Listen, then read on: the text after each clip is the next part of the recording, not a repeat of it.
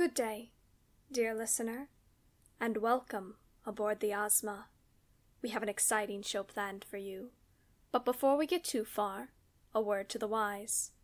Though Project Ozma is considered to be a comedy, the humor involved is known to contain swearing, allusions to sexual themes, as well as themes of minor violence.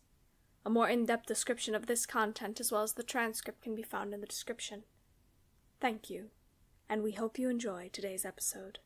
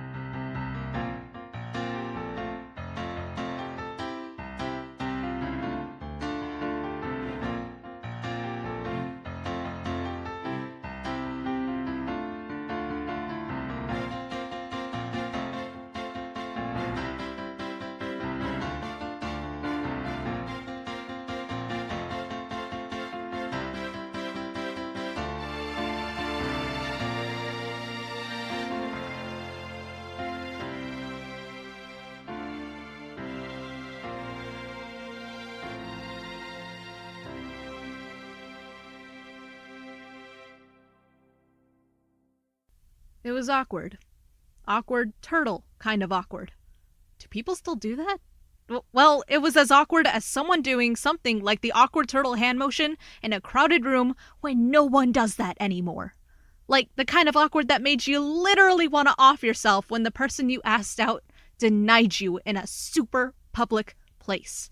Or when you put your hand up to answer a question that you are so super confident you know the answer to, only to be so incredibly wrong, the entire class laughs at you. That's the spot Quinn and I found ourselves in. It was complete, dead silence.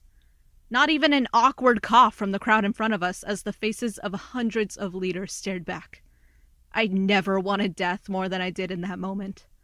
We waited a few painfully long more moments before we hustled off stage. The confidence we had on the stage had left Quinn almost instantly, and she crawled behind me trying to make herself seem smaller.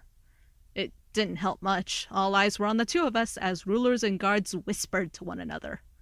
The alien who had announced us before gave us an incredibly odd look, but then took the stage again and tried to gain control of the room. Thank you for that interesting display. I suppose there is much of Earth that we have yet to understand. Now let us welcome Kamui from Palake. I couldn't focus on Kamui's presentation. I'm sure it was incredibly interesting, and maybe at a later time I'd like to learn more about Kamui's planet. But Quinn's relentless grip on my hand felt more like a death grip than any kind of reassurance. I tried to squeeze back, but I could feel the circulation being cut off from my hand. The idea that it had been just over a day and we had already fucked up was a lot for Quinn. We'd figure out what happened. I was not going to admit defeat already.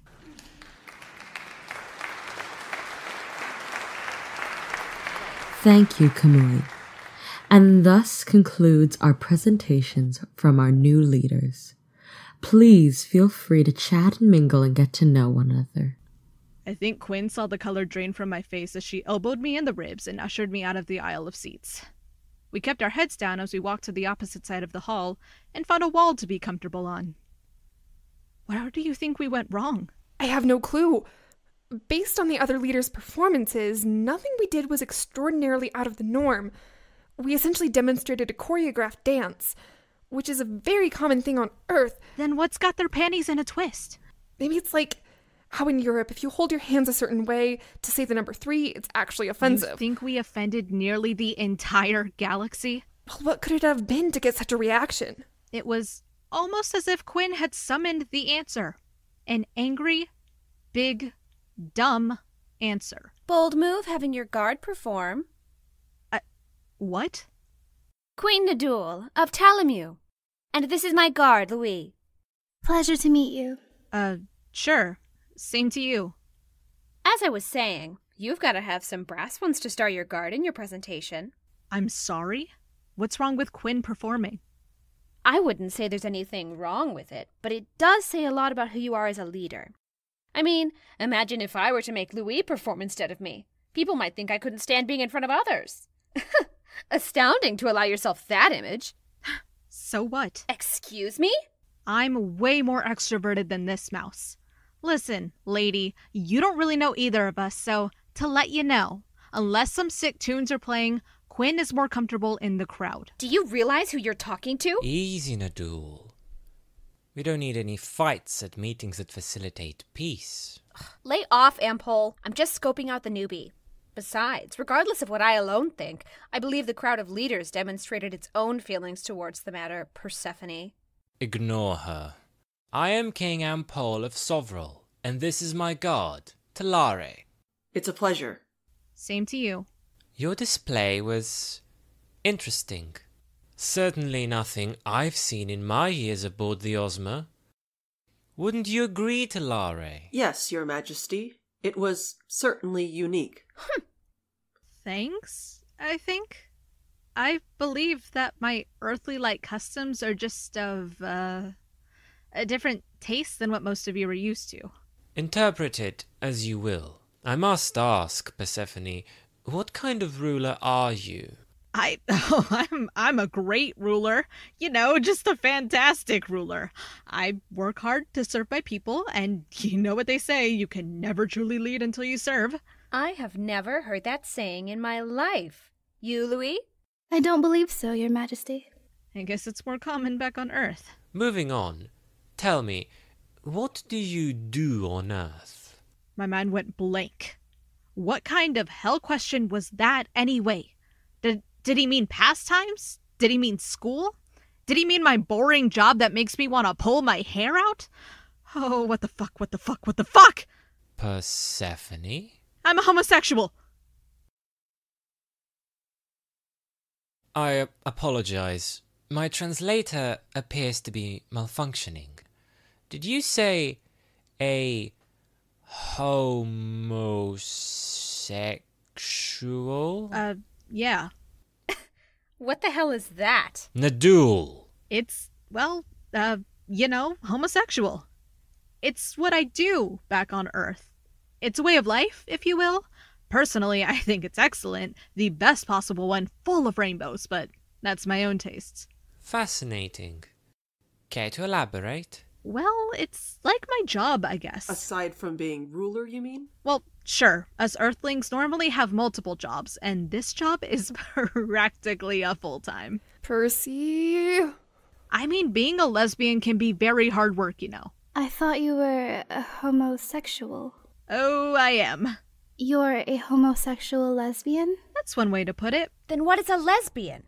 Is it the part of Earth you're from? Oh yeah, regular old Lesbos lesbian right here. Probably could call me a descendant of Sappho's herself. Probably. Do Earthlings not track their ancestry? Of course we do. Sappho's existed longer than modern technology has been around, so it's only an assumption. But if this Sappho's is such a prominent figure of, lesbianness, would it not be pertinent to know her descendant line?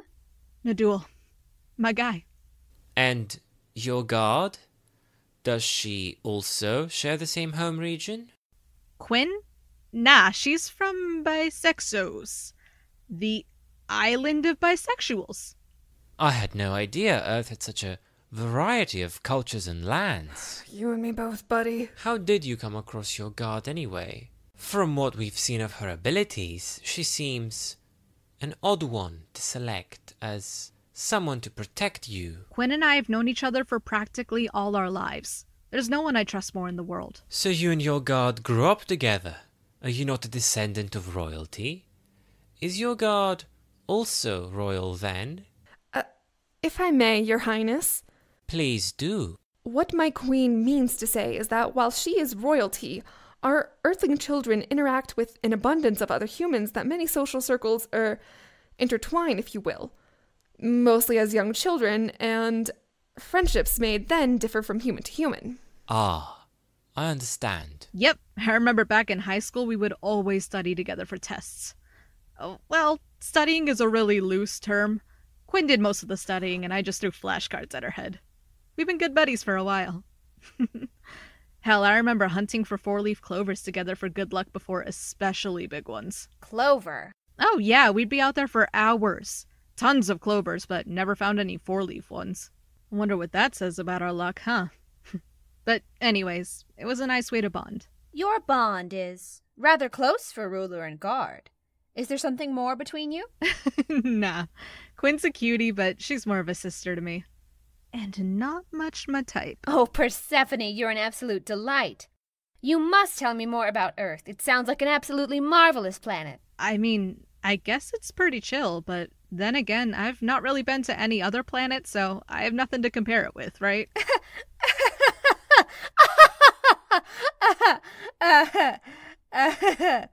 Well, hopefully we'll be able to change that. In fact, maybe sometime before the week is up, you could come visit me in my quarters. I'd love to show you images I have of Talamu.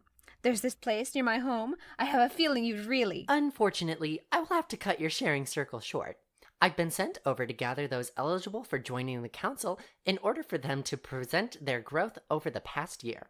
So, Ampoll and Nadul, if you and your guards would please follow me. It's been a pleasure meeting you, Persephone. If you'll excuse me. I look forward to our next meeting. I hope next time we won't be interrupted by this inorganic... What the hell was that? What? What do you mean, what? All of that? You're gonna have to be more specific, buddy. By sex us? Are you fucking nuts? Quinn, it went over fine. It's not like they'll ever actually know. But what if they do? What if they find out?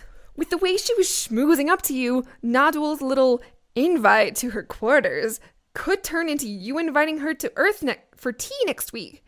And have her show up to realize everything is a lie. She wasn't schmoozing up to anything. Please. Even if she was, Nadul is the last person who I want to spend my fucking weekends with. I get 2 days off a week, Quinn. Lord knows I probably won't even have a job when we get back. Percy, Earth is on a line right now. What's that? It's Reed. They want a status report. I have to go. What, now? What am I supposed to do? I don't know, just don't cause trouble. Don't cause trouble. I never cause trouble. This nonsense likes to run headfirst into me. And, to be fair, I hadn't even caused any trouble. Yet. Either way, I was so glad Quinn had so much faith in me. Looking around the room, I tried to spot out Nihak or, heck, even Kamoy to spend some time with, just to stay out of trouble, or have something to do at this point. I mean, I suppose I could see if there was anything AI didn't cover on our tour. Which actually didn't sound like such a bad idea. And right as I was about to turn on my heel and head in that direction, my eyes fell on her. She chatted in the corner with who I assumed was her guard. Then her eyes met mine, and I felt my heart skip a beat. I had to meet her. Hello, I'm Persephone of Earth. Most people call me Percy, but you can call me anytime. Queen Mieli of Pars, and this is my guard, Duri. Good afternoon. Pleasure. I apologize for butting in, but when someone is as lovely as Her Majesty, sometimes I can't help but say hello. You are welcome to do more than that. I'll leave you two to get to know each other. Good luck, Mieli. Your guard leaving you unsupervised. How daring of you. I could say the same to you. I don't see your dancer anywhere. She had her own business to attend to, but I should thank her. Oh?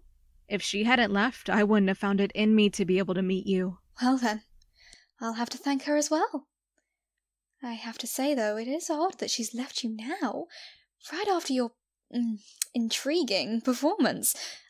I have several questions about that, if you're amicable. Huh. I felt I was going to be forever talking about this. Aliens are weird.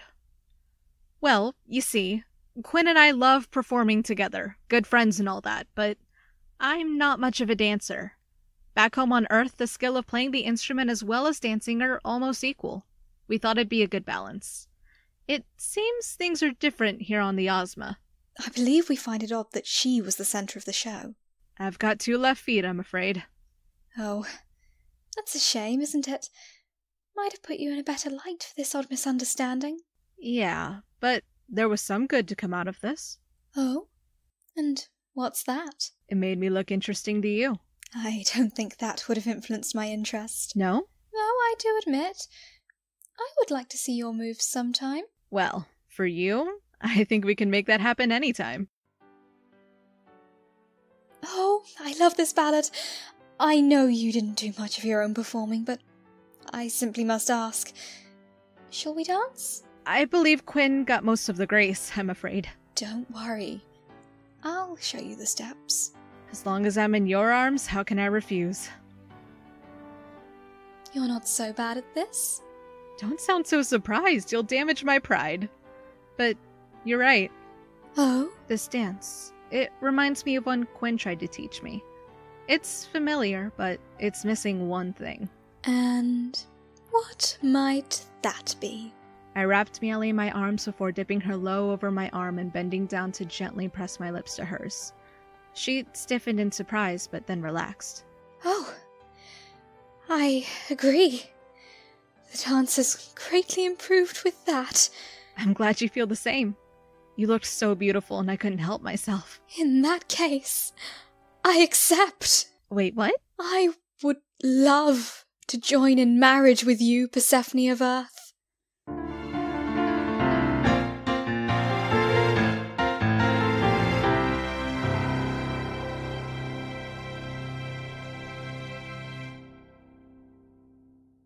Project Ozma is a Goose Thunder Network produced podcast.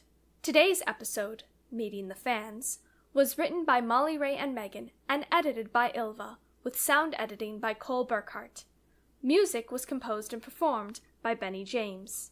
The voices you heard in today's episode in order of appearance were Allison as Percy, J. Virginia as the alien announcer, Petra as Quinn, Philomena as Nadul, Ailani as Louis, Jason as Ampoll, Celine as Tilare, Benny James as AI, Emma Currans as Mieli, and Sarah Brown as Duri. Want to continue to stay up to date on all things Ozma? Follow us on Tumblr at Project-Ozma, on Instagram at Project Ozma Podcast, or on Twitter at Project Ozma.